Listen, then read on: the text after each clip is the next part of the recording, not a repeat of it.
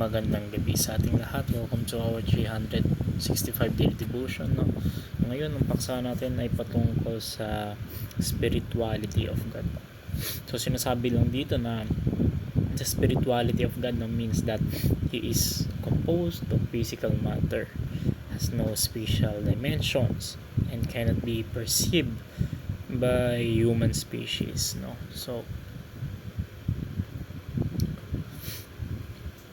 in the same way, we perceive created things. No? So God is a spiritual, eternal, infinite, and transcendent above all creation. No? So this truth reminds us that God is not confined or limited, yet He is near and actively present with His people. No? So God's spirituality sets Him apart from idols and false gods, affirms His simplicity and immaterial nature, and assures believers that He is to be worshipped and in spirit and in truth.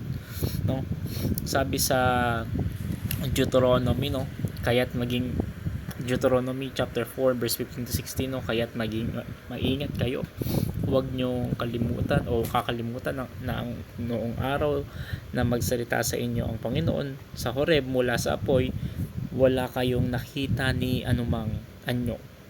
Kaya't huwag kayong gagawa ng Diyos-Diyosan sa kahit anong hugis ng tao o hayop, o lalaki man o babae.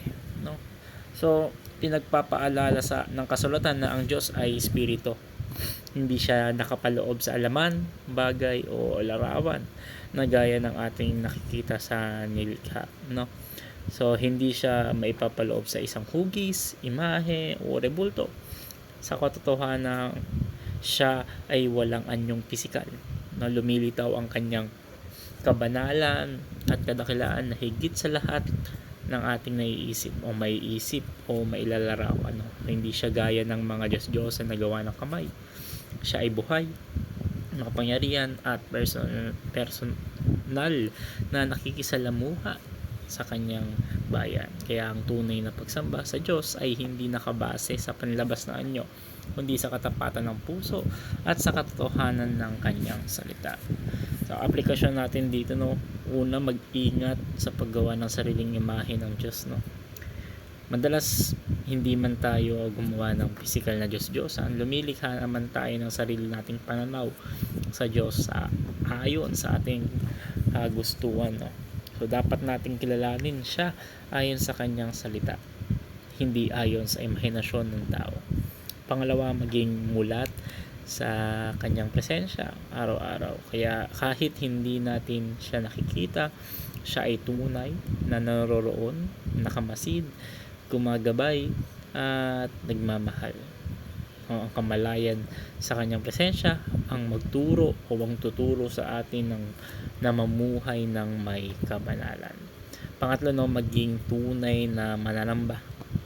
Ang pagsamba na ay hindi lamang kilos o ritual, kundi paglapit sa Diyos, no, na may pusong dalisay at pusong nakasandig sa kanyang katotohanan. No?